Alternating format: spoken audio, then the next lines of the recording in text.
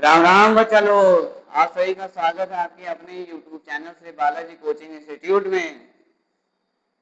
आज मैं आपको आपके क्लास 10 यूपी बोर्ड मैथ का जो चैप्टर 3 है, जिसका नाम है दो चरों वाले रैखिक समीकरण युग्म, वो चैप्टर इतना आसानी से समझाने वाला हूँ, इतना आसानी से एक एक शब्द, एक एक क्वेश्चन, एक एक चीजें इतने अच्छे से, इतनी आसानी से क्लियर करने वाला हूँ कि इस चैप्टर से आपका सारा डर खत्म हो जाएगा। ये चैप्टर का एक एक क्वेश्चन आपके दिमाग में फिट होगा, कभी भूलोगे ही नहीं। आपको जो कोई रात में कहेगा भाई रात 2 बजे रात को आपसे जब कोई कहेगा ना कि ये दो चरों वाले रखे उनको सभी वाले प्रश्नों को हल करने के लिए, तो आप चुटकी चुटकी बजा के इसे कर दोगे।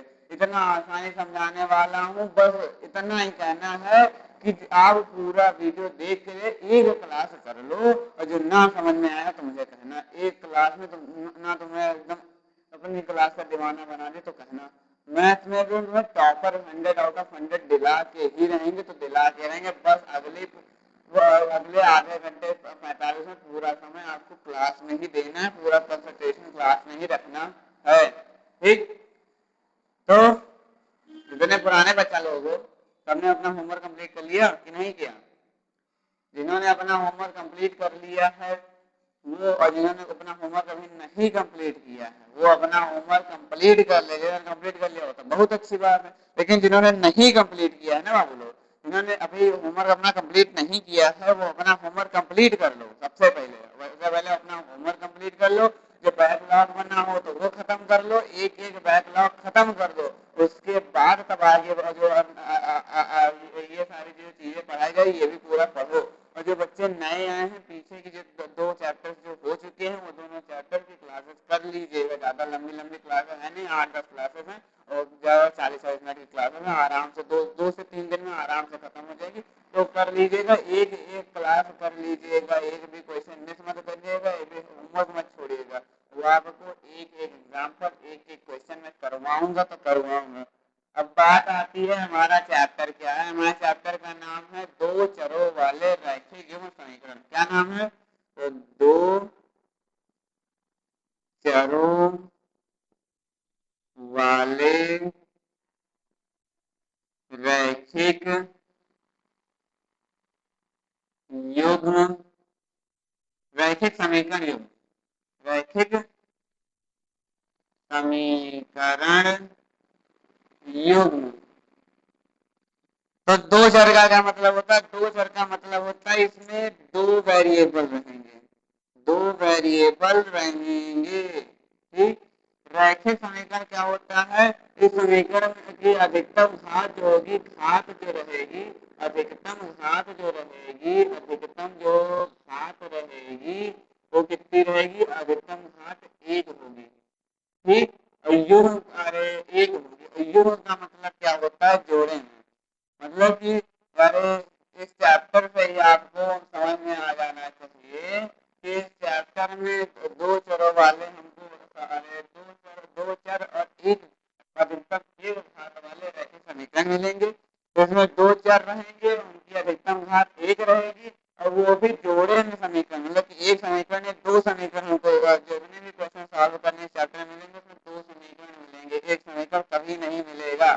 ठीक, अब हम बात आती है रैखिक समीकरण किसे कहते हैं। जैसे जो ये दो चर है, दो चर क्या? तो दो चर में आप एक्स वाई भी ले सकते हो, कोई भी दो चर ले लो, एक्स वाई ले लो, ए बी ले लो, यू बी ले लो, पी क्यू ले लो, पी क्यू ले लो, या अरे पी क्यू ले लो, या कुछ भी ले सकते हो, कुछ भी किसी से आप कुछ भी ले लो, कुछ भी। अरे वेरिएबल में दो वेरिएबल, कोई भी दो वेरिएबल ले लोगे, तो कोई भी दो चर ले लोगे, कोई इसमें दिक्कत नहीं है।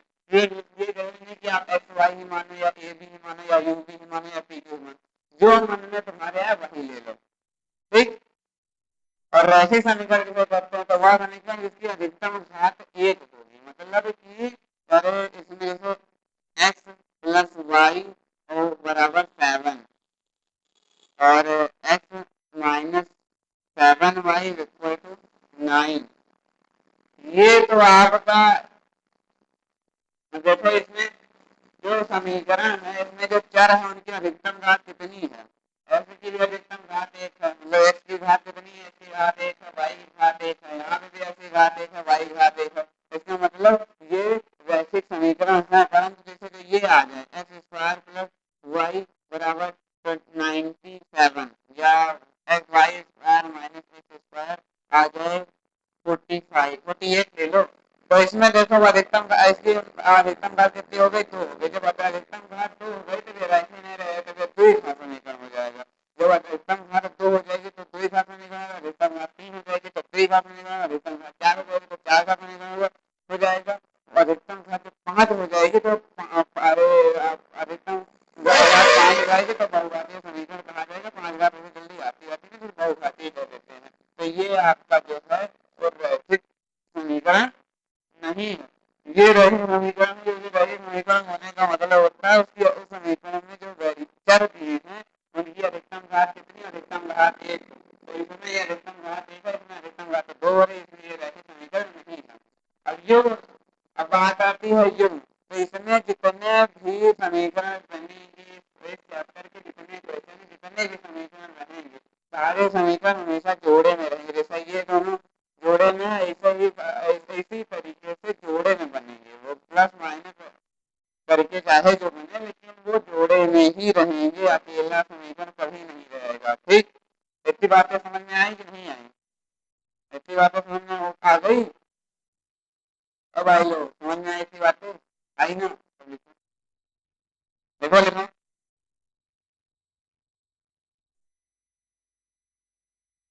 लिखो जल्दी, लिखो लिखो लिखो लिखो।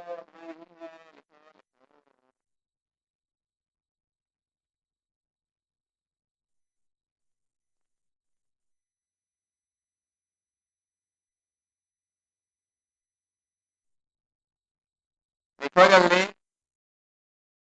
लिखे लिखे, लिखो जल्दी लिखो, लिखो लिखो जल्दी। हो गया? अब मैं इसे करने जा रहा हूँ इरेज।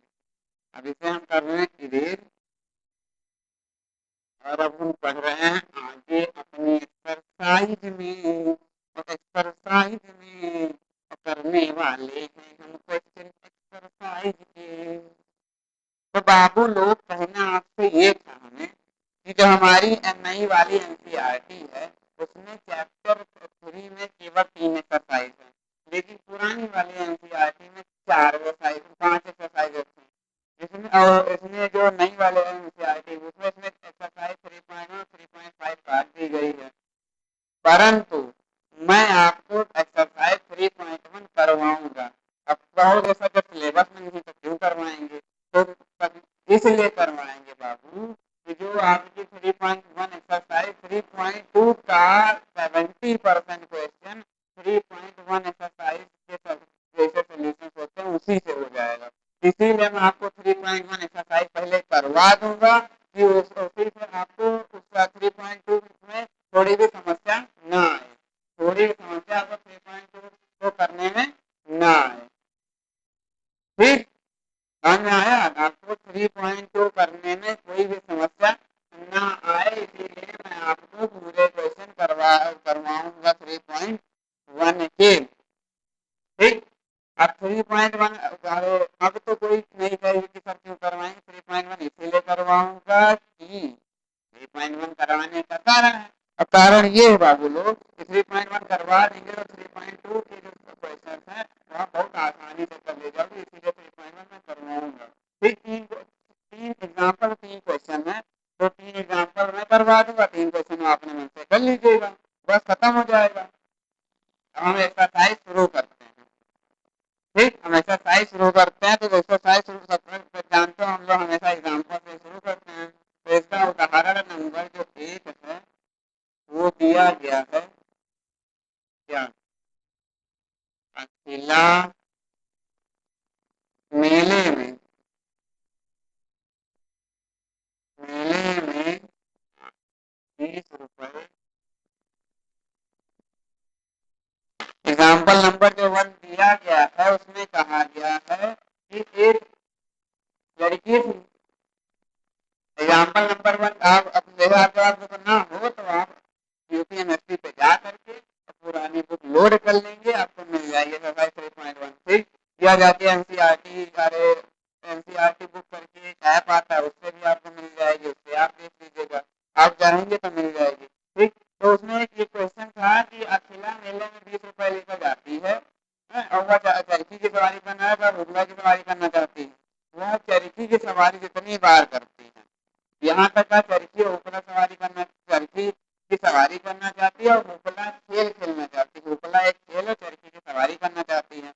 और वो उसके कहता है कि वो उपला चरखी की सवारी के आधे बार, जितनी बार चरखी की सवारी करती है उसके आधे बार वो उपला खेल खेलती है। ठीक, और उसे एक बार चरखी की सवारी करने के लिए 3 रुपए देना पड़ता है, और एक बार उपला खेल खेलने के लिए 20 रुपए देना पड़ता है। तो इसे हमें वाले ग्राफीय विधि से हल करना है, ग्राफीय विधि से हल करना है।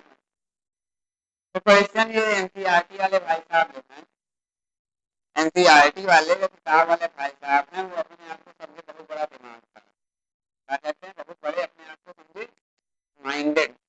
उन्होंने कहा कि अब यूपी वाले बच्चों को कम समझ, वो आए कहे अब हम ऐसा क्वेश्चन देंगे कि तुम्हारा दिमाग खराब हो जाएगा। हम कहा दीजिए, तब आप दे ही दीजिए, जब आपको लगता है कि हम लोग कमजोर है तो आप दे ही दीजिए, हम दिखा देंगे कि हमसे ज्यादा ऐसी कोई गली नहीं जहाँ यूपी वालों की चली, हम भी दिखा देंगे। तो सबसे पहले आए, उन्होंने कहा कि एक लड़की, हमें नहीं समझ आता था ये जो बुक वाले होते हैं इनको लड़कियां क्यों पसंद आती हैं, उन्हें नाम रखता, हम लड़कों में जैसे लगता है कांटे लगे रहता, हम लोग कभी नाम रख लिया करें, लेकिन चलो जो दे दिए तो दे दिए। अब कहे एक लड़की है, एक अकेला दीदी है, उन्होंने कहा, मतलब उन्होंने कहा अकेला, हम कह रहे हैं उनको सम्मान दे रहे, एक अकेला दीदी है, तो वो गई मेले में, उनको जाना था मेले, मेले में बस अपने पास में उनको जाना था मेले में, उन्होंने गई अपनी मम्मी से पैसा मांगी, मम्मी हमको जाना है मेले में, हमको पैसा दे दो। तो उनकी मम्मी उन्हें 20 रुपए दी, तो अकेला दीदी 20 रुपए लेकर मेले मेले में गई। अब उन्हें वहां जब मेले पहुंची तो वहां देखा कि एक उपला खेल, उपला खेल के कहते, हम मेले में जाते हो तो कई सारे खिलौने रखे रहते हैं, उसको और रिंग फेंकने रहते हैं, जिस खिलौने रिंग फंस जाती है वो आप जीत जाते हो, वो वाला खेल को उपला करते हैं। और चरखी मतलब जो गोल वाला झूला होता है, चरखी उसे कहते हैं। तो वो गई तो उन्हें उन्हें चरखी दिखी और उपला दिखा, तो कहीं अब मैं उपला हूँ, अरे उपला खेलूंगी और चरखी पर अपनी सवारी करूंगी। ठीक, अब वो पहुंची, उन्होंने चरखी देखी, कहीं क्या था, चरखी देख ली, अब वो कहीं हम मम्मी मम्मी हम तो यहीं घूमेंगे, हम तो क्या चरखियों का झूला झूलेंगे, चरखी ये घूमेंगे, चरखी की सवारी करेंगे। अच्छा ठीक है चलो चल गए, जो भाई साहब थे बोले इतना की। अब उसके बाद उन्होंने कहा कि जो अखिला दीदी थी, अखिला दीदी चरखी की सवारी जितनी बार करती उसके आधी बार उपला खेल खेलती है। हम क्या, ठीक चलो कोई बात नहीं, उपला खेल आधी बार खेले। तो उसके आगे उन्होंने कहा कि उन्हें चरखी की एक बार सवारी करने के लिए 3 रुपए देने पड़ते और एक बार उपला खेल खेलने के लिए 4 रुपए देने पड़ते हैं, और टोटल वो 20 रुपए, मतलब अगर 20 रुपए लेके गए तो 20 ही तो खर्च करेंगे, तो टोटल वो 20 रुपए खर्च करती है। तो हम कहे, ठीक चलो, तो कहे अब इसको आप बीज गणितीय, अब इसको और ग्राफीय रूप में व्यक्त करिए। ठीक, इन स्थितियों को बीज गणितीय ग्राफीय रूप में आप व्यक्त करिए। तो हम कहे ठीक है भाई साहब, आप हमको चैलेंज कर ही दियो, तो हम जा रहे हैं इसे लगाने। सबसे पहले आप डालेंगे हल, डाला क्या, डाला हमने हल। अब आप लिखेंगे माना, क्या लिखेंगे, माना, क्या लिखेंगे, माना, माना अखिला, अरे क्या लिखोगे, माना अखिला एक्स बार चरखी की सवारी, चरखी की एक्स बार चरखी की सवारी करती है तथा वाई बार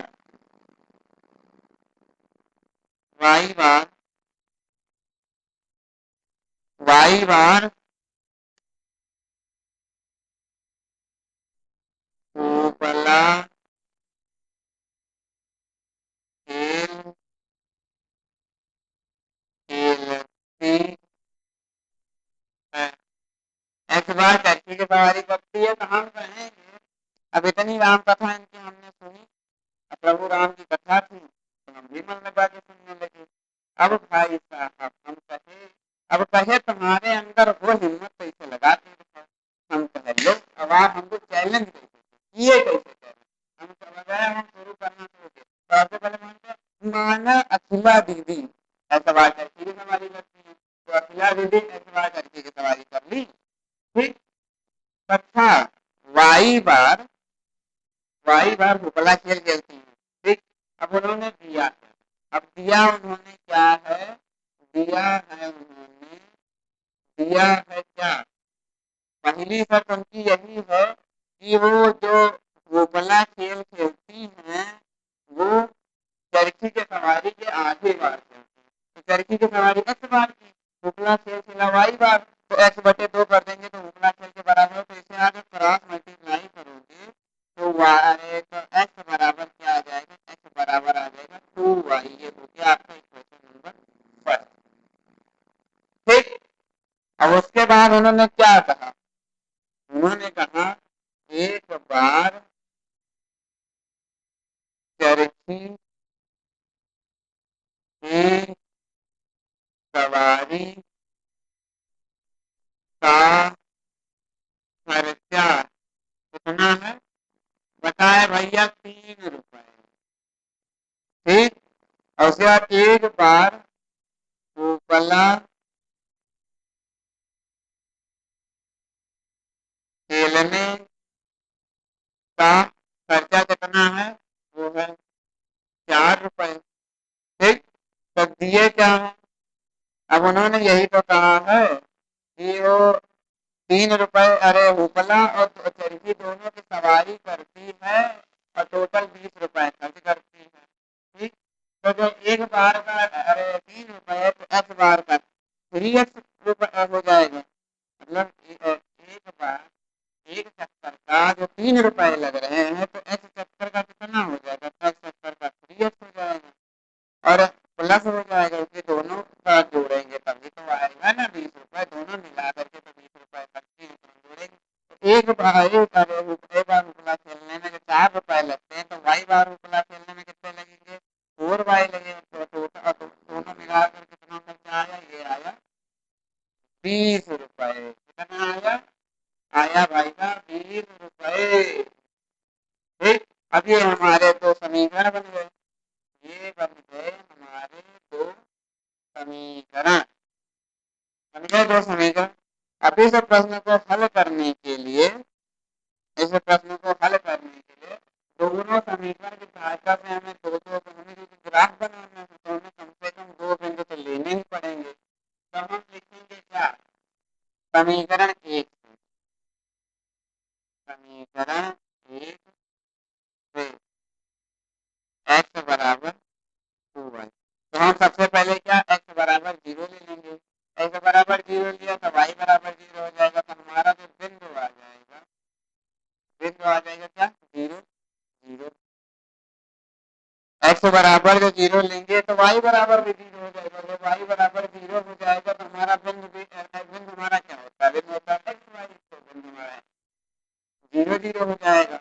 अब भाई साहब जो हम एक्स को एक बार 0 ले लिया, अब हम y को भी 0 ले लेंगे तो फिर वही बिंदु, तो सेम बिंदु तो हमें चाहिए नहीं, हमें दूसरा बिंदु है, तो हम एक बार y को ले रहे हैं, क्या y को ले रहे हैं 1।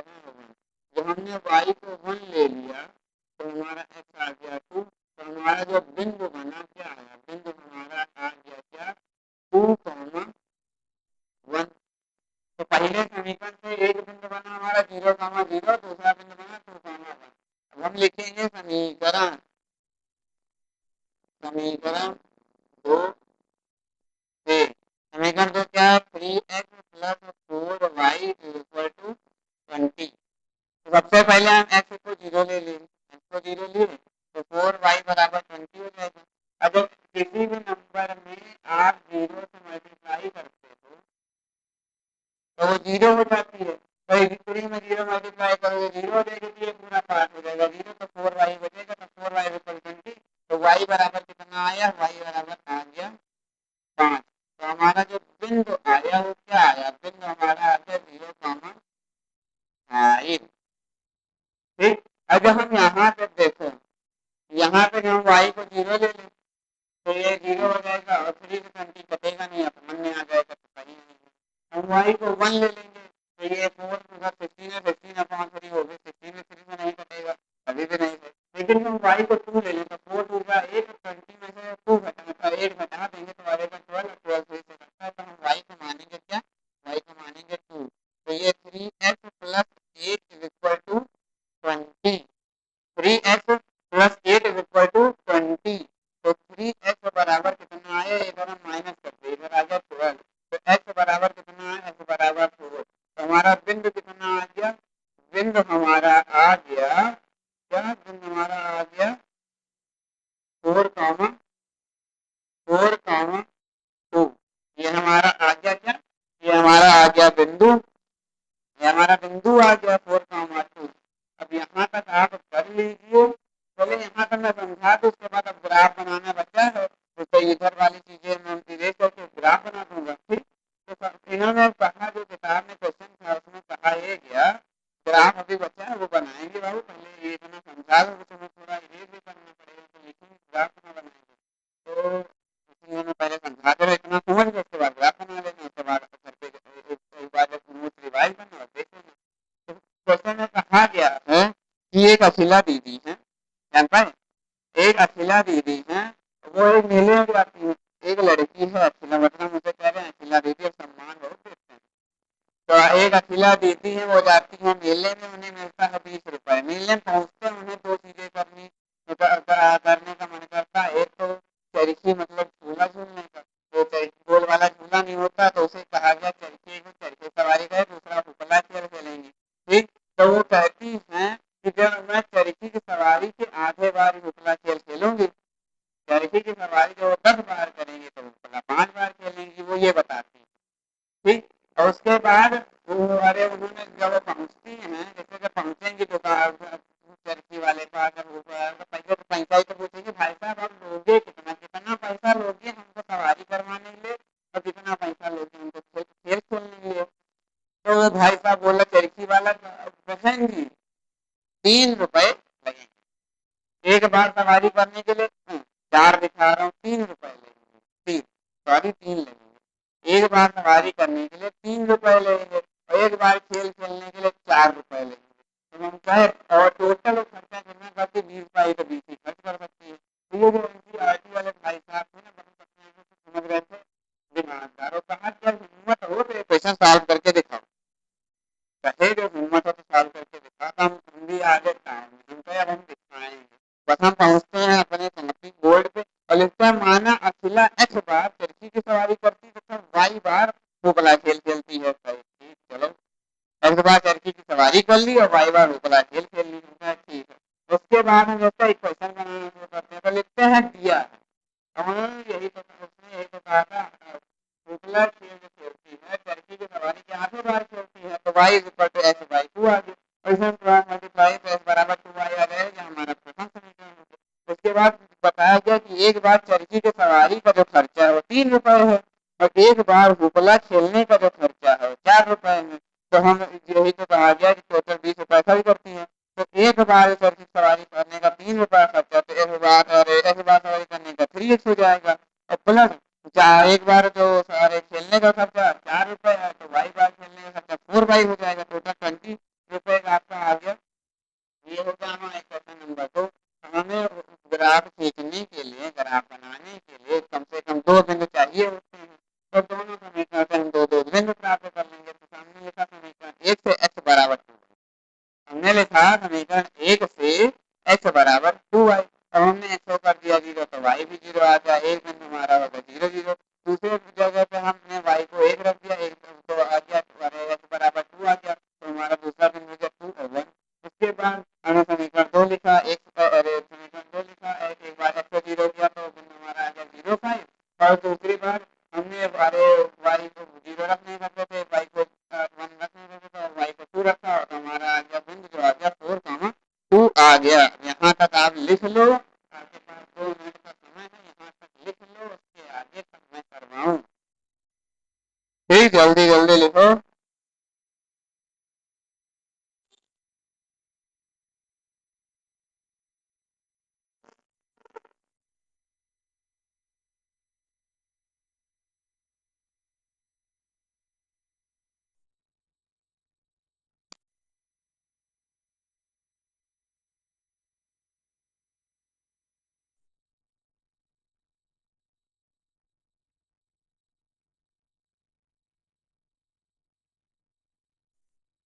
जल्दी जल्दी लिखो, जल्दी जल्दी लिखो बच्चा लोग, समय ना बिताओ, जल्दी जल्दी लिख लो। हिंदी ये पकड़ बैठ गए थोड़ा सा, हिंदी बैठ गए। इसके आगे का पाठ अब आपको करवाऊंगा, करवाऊंगा।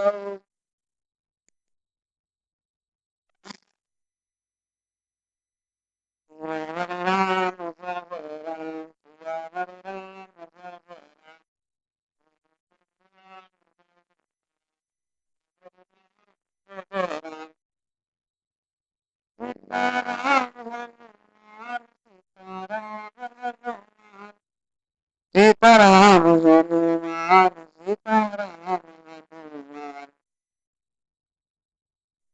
क्या बच्चा लोग, हो गया, हो गया, हो गया, हो गया कि नहीं हुआ? हो गया ना? जोनी हो गया। अब बोलो, जल्दी जल्दी करो, समय ना बिताओ। तो जोनी हो गया कि नहीं हुआ? एक बोलिए, मेरे फूल भी गाऊंगा। जल्दी लिखिए, जल्दी लिखो, जल्दी जल्दी लिखो, जल्दी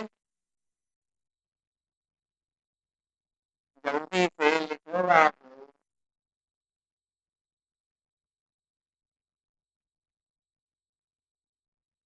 ये देखो हमारी कोचिंग के कितना प्रभु राम का चित्र लगा हुआ है। प्रभु राम के बिना तो हम अधूरे हैं, प्रभु राम के बिना तो हमारी कोचिंग ही अधूरी है। देखो, देखो ध्यान से, zoom करके देखो।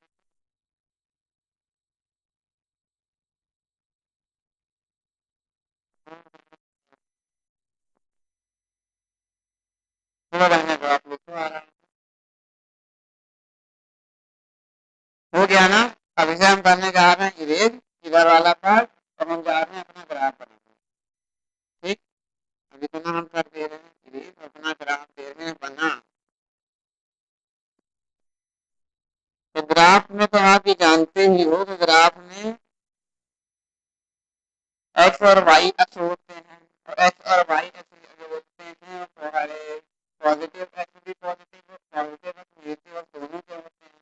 परंतु अपने जो बिंदु देखो, हमारे बिंदु में 0, 2, 1, 5 और 4 सारा पॉजिटिव है, तो इसलिए हम पॉजिटिव वाला ही बनाएंगे, हम नेगेटिव बनाएंगे।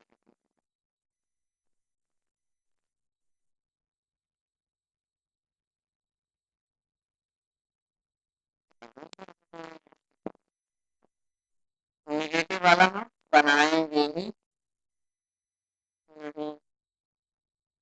हमने ये बनाई लाइन, ये बनाई, दूसरी लाइन, ये हमारा हो गया वाई एक्सिस, ये हमारा हो गया एक्स एक्सिस। ठीक, अब ये हमारा हो गया मूल बिंदु 0, 0। ठीक, अब हमें फाइव पे जाना है, तो फाइव पे लिख लेते हैं 1, 2, 3, 4, 5, 6। इधर भी लिख लो, 1, 2, 3, 4, 5, 6। हमारा पहला बिंदु क्या है? तो हमारा पहला बिंदु है 0, 0, और दूसरा बिंदु क्या है? तो 2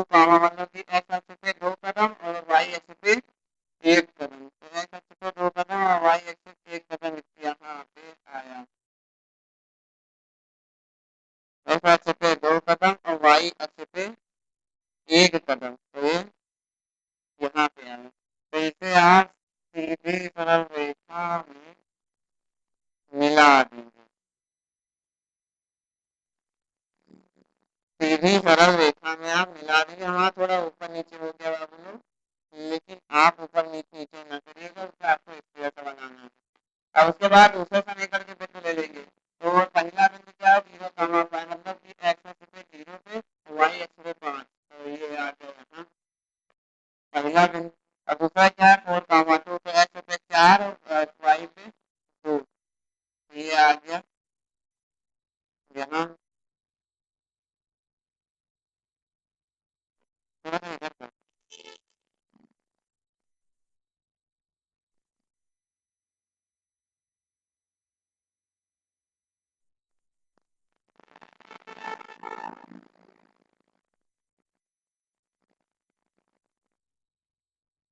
मैंने इसलिए क्या, आपको ये बताना था कि जिस बिंदु पर ये रेखाएं प्रतिच्छेदित करती, तो ये आपका बिंदु क्या हो गया, ये हो गया आपका 0,0, ये बिंदु हो गया 2,1, ये बिंदु हो गया 4,2, ये बिंदु हो गया 0,5। ये आपकी रेखा होगी x बराबर 2y के, ये रेखा क्या होगी, ये होगी 3x प्लस 4y बराबर ये होगी 20। मुझे बताना ये था कि जहाँ पे ये दोनों रेखाएं दूसरे को प्रतिच्छेदित करेंगी, उस बिंदु पर जो पॉइंट मिलेगा, वही पॉइंट इन दोनों समीकरणों को हल करने पर एक्स और वाई का मान होगा। मतलब कि जो ये दीदी जो है नहीं, अखिला दीदी 4 बार चरखी की सवारी करती हैं और 2 बार शुक्ला खेल खेलती हैं। यही इतने से हो जाएगा आपका प्रश्न ये समाप्त। अब आप इसे कर लीजिए, इतना नोट करिए, नोट करिए, नोट करिए, नोट करिए जल्दी, नोट करिए जल्दी, नोट करिए।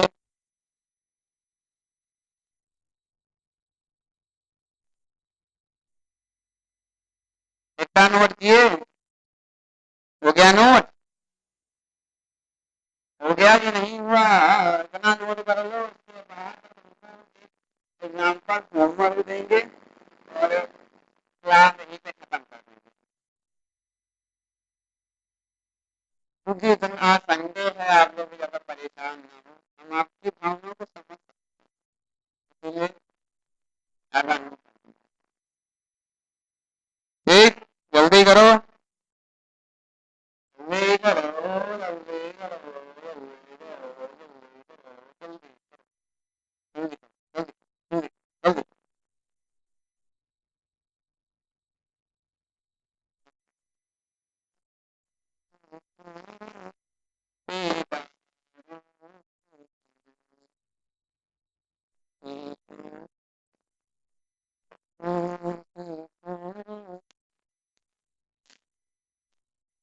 जल्दी करो, समय नहीं है, जल्दी करते रहो बस।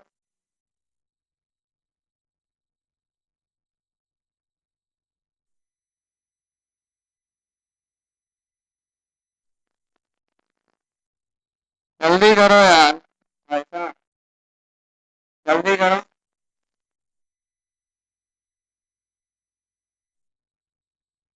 जल्दी करो, जल्दी करो, जल्दी। हो गया ना, तो आप लोग का हो गया ना। अब यहाँ से मैं कर रहा हूँ इरेज, ये सारी चीजें मैं कर रहा हूँ इरेज। अब मैं आपको देने जा रहा हूँ क्या, होमवर्क। क्या देने जा रहे हैं, होमवर्क। अब होमवर्क देते हैं आपको, तो थोड़ा सा ये इसमें जो एग्जाम्पल नंबर सेकंड है, एक्सरसाइज के जो एग्जाम्पल नंबर 2 है, उसमें कहा गया है कि एक दीदी है रोमिला, वो ये स्टेशनरी की दुकान में गई और उन्होंने 9 रुपए में 2 पेंसिल और 3 रबड़ खरीदा। एक रोमिला दीदी है, वो स्टेशनरी मतलब कॉपी किताब वाली दुकान में गई और 9 रुपए में 2 पेंसिल 3 रबड़ खरीद के लेकर आई। फिर उसकी सहेली सोनाली, सोनाली के अरे उसके पास नई तरह की पेंसिल देखी, अरे जानते हैं कि लड़कियों में कंपटीशन बहुत होता है, बहुत कंपटीशन, उनके पास है तो हमारे पास क्यों नहीं है। अब इनके सहेली थी, इनकी भी एक सहेली थी सोनाली। अब वो दीदी देखी कि रोमिला दीदी के पास, सोनाली दीदी देखी कि रोमिला दीदी के पास नई पेंसिल और नई रबड़ है, तो वो गई अपनी मम्मी के पास। अब वहां पे जा करके उन्होंने कहा मम्मी हमें पैसा दे दो, हमें भी अब पेंसिल लेनी है, रबड़ लेना है। तो उनकी मम्मी ने उन्हें 18 रुपए दिए। अब वो गई दुकान पर, 18 रुपए में उन्होंने अरे 4 पेंसिल और 6 रबड़ खरीदी। तो आपको यही यही 18 रुपए में 4 पेंसिल और 6 रबड़ खरीदी, यही आपको पैराग्राफी रोकने से व्यक्त करना है। तो आप ये क्वेश्चन आप करके लेके आएंगे, होमवर्क में बता दे रहा हूँ। तो सबसे पहले आप इसमें माना कि अरे एक पेंसिल का मूल्य x रुपए तथा एक रबड़ का मूल्य y रुपए है। तो रोमिला दीदी जो है वो 2 पेंसिल मतलब 2x और 3 रबड़ मतलब 3y बराबर 9 रुपए खर्च करती है। जो सोनाली दीदी है वो 4 पेंसिल और 6 रबड़ मतलब कि 4x + 6y बराबर 18 रुपए खर्च करती है। अब इन दोनों इक्वेशन को आपको सॉल्व कर लेना रहेगा, और ऐसे ही एवरेज करके व्यंजन निकाल करके मतलब आपको ग्राफ बना देना रहेगा। यही आपका होमवर्क रहेगा। तो आपका होमवर्क क्या है? आपका होमवर्क है HW, जो आपका है HW है एक्सरसाइज 3.1 का एग्जाम्पल नंबर 2 करके लेके आना है। यही आपका होमवर्क है। और दूसरा रिवाइज करना है। क्या रिवाइज करना है? Complete exercise 2.2। इतना हो गया आपका होमवर्क। क्या हुआ? इतना हो गया आपका होमवर्क। ठीक। तो बच्चा लोग, आपको एक एक क्वेश्चन समझ में आया कि नहीं आया? जिस भी बच्चे को कोई भी डाउट हो, वो अपना डाउट कमेंट बॉक्स में पूछ सकता है। या पूछोगे तो कैसे पूछेंगे? तो कमेंट बॉक्स में जिस क्वेश्चन में आपको डाउट रहेगा, क्वेश्चन नंबर डाल करके अपना क्वेश्चन नंबर डाल करके आपके आगे लिख देना कि सर हमें ये डाउट है। तो अगली वीडियो में मैं सबसे पहले आपका डाउट क्लियर करूंगा, वो क्वेश्चन बताऊंगा, उसके आगे तब मैं आगे की क्लास करूंगा। ठीक। तो आप सभी लोग अपना एक एक डाउट क्लियर कर लिया करें। कोई ये ना सोचे कि सर हम ऑनलाइन पढ़ा रहे हैं तो इसका मतलब ये है कि हमको डाउट क्लियर करने में, डाउट एक एक डाउट क्लियर होगा आपका, उसकी टेंशन ना लें। ठीक। तो आप सभी लोग, बच्चा लोगों को क्लास पसंद आई हो, पढ़ने में मजा आया तो भाई क्लास को लाइक कर देना, कमेंट कर देना, शेयर कर देना। और चैनल पे नए हो तो चैनल को सब्सक्राइब कर लो। जितने भी नए बच्चे हैं अपनी पुरानी क्लास, जो जितनी पुरानी क्लास दोनों चैप्टर्स की होती थी, सारी क्लास कंप्लीट कर लेना। एक भी लोग मिस ना